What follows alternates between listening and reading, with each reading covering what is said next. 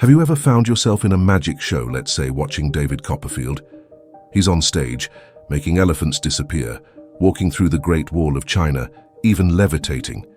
You're sitting there, absolutely mesmerized, wondering, how does he do it? Then, at the end of the show, he reveals the secret. It was all an illusion, a carefully crafted trick designed to fool your senses. Now, what if I told you that your mind can play similar tricks on your body? It sounds far-fetched, doesn't it? But stick with me, because just like Copperfield's illusions, the mind can create very real physical sensations, all stemming from emotions we might not even be aware we're harboring. We're talking about the fascinating and often perplexing connection between your mental and physical self. The mind and body, they're not two separate entities. They're more like dance partners, constantly influencing each other, engaged in this intricate ballet where your emotions, thoughts, and physical sensations are all intertwined. But what happens when we try to ignore the music? What happens when we try to suppress those emotions, push them down, lock them away in some hidden chamber of our minds? Well, that's where things get interesting.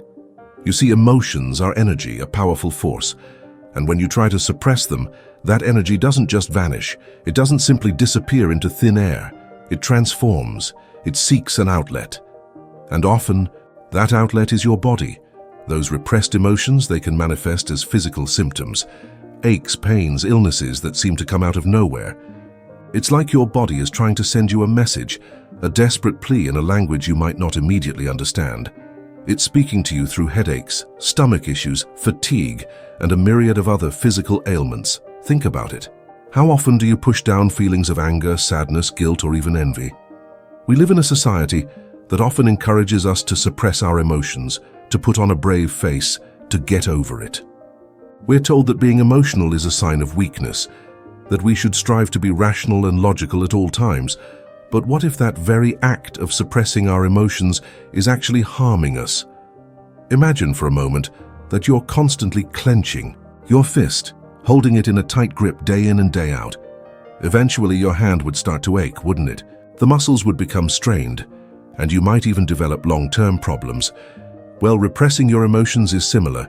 It's like clenching your emotional fist, creating tension and strain that can eventually manifest as physical pain or illness. It's a subtle, insidious process, one that often goes unnoticed until the symptoms become too loud to ignore.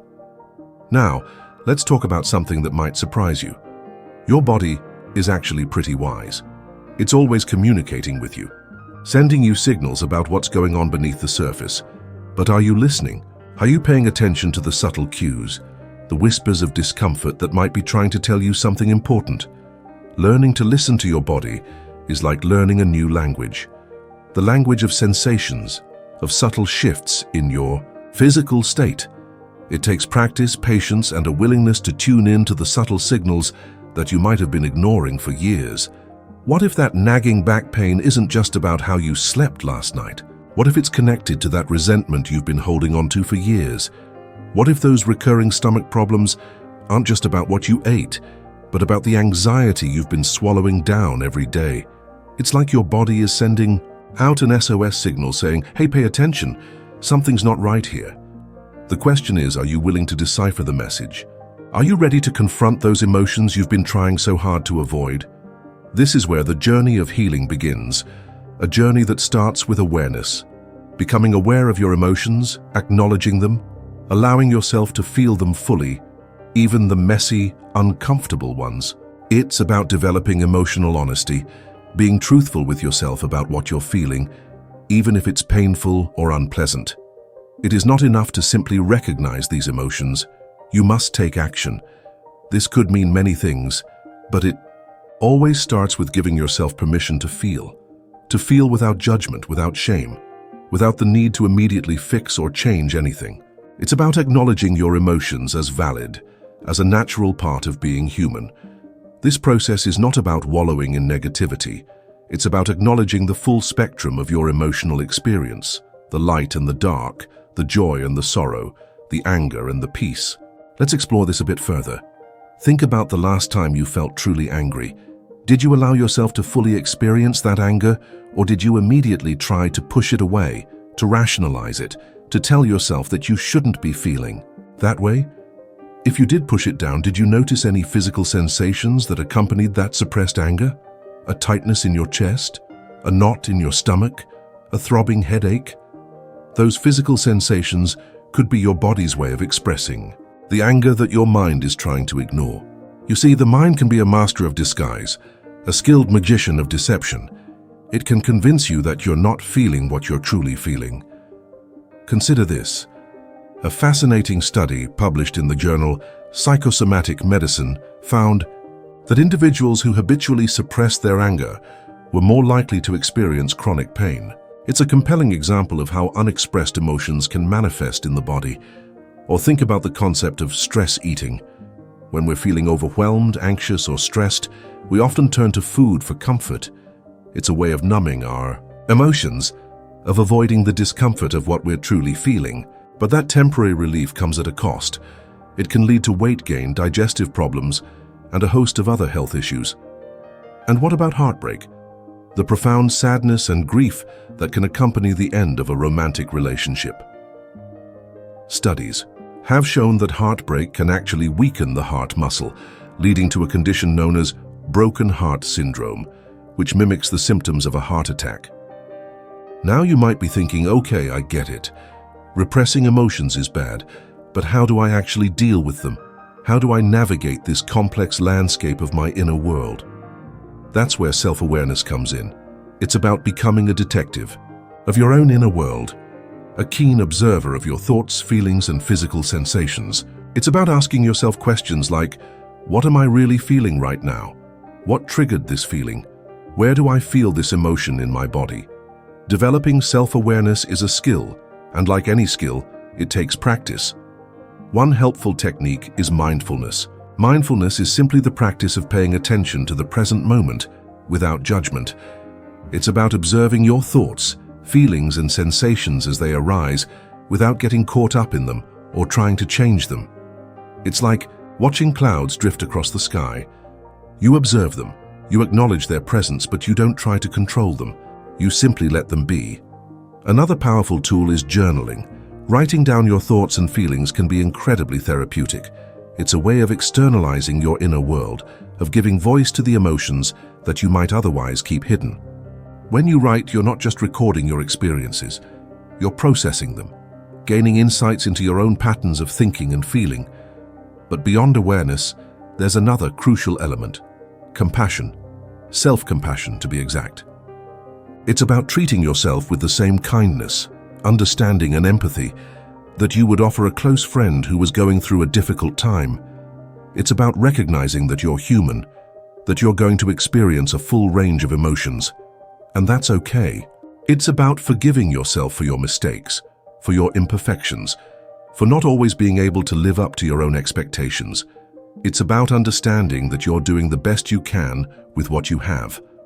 Think of it this way.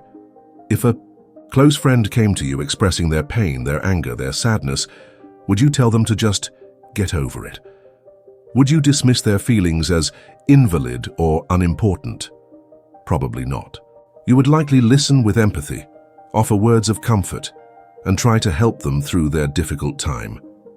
Why then do we often treat ourselves with so much less compassion? Why do we hold ourselves to such impossibly high standards, denying our own emotions and berating ourselves for feeling anything less than perfect? Now let's talk about action, because awareness and compassion are essential, but they're not enough. You also need to take steps to address the underlying issues that are contributing to your emotional distress. This might involve setting boundaries in your relationships, saying no to things that drain your energy, or making changes in your life that aligns more closely with your values and goals. It might involve seeking professional help, such as therapy or counseling, to work through past traumas or develop healthier coping mechanisms. It could also mean engaging in practices that promote emotional well-being, such as exercise, meditation, spending time in nature, or pursuing creative outlets. Let's be clear, this is not about quick fixes or magic solutions.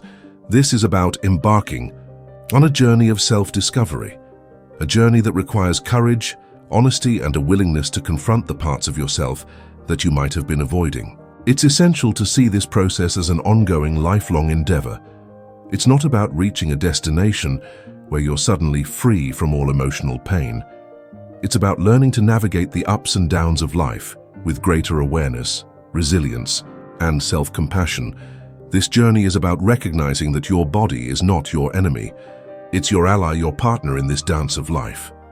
It's about learning to listen to its wisdom, to decipher its messages, and to respond with kindness and understanding. It's about realizing that true healing comes not from suppressing your emotions, but from embracing them, learning from them, and allowing them to guide you towards a more authentic and fulfilling life. It's about understanding that your physical and mental well-being are inextricably linked, two sides of the same coin. By nurturing your emotional health, you're also nurturing your physical health. And by taking care of your body, you're creating a foundation for emotional well-being. So what do you say? Are you ready to start listening to your body's whispers? Are you ready to embark on this journey of self-discovery, to unravel the intricate connections between your mind and body? It might be challenging at times, but it will undoubtedly be one of the most rewarding journeys you'll ever undertake. It's a journey that can lead you to a place of greater peace, greater understanding, and a deeper connection with yourself and the world around you. Remember, the path to well-being is not a straight line. It's a winding road with twists and turns, ups and downs, but with each step, with each moment of awareness, with each act of self-compassion, you're moving closer to a life that is not just healthier, but more meaningful, more authentic, and more truly your own. The connection between your mind and body is a powerful one. It's time to start honoring that connection, to start listening to the wisdom of your body, and to start living a life that is truly aligned with who you are, both inside and out. The journey begins now.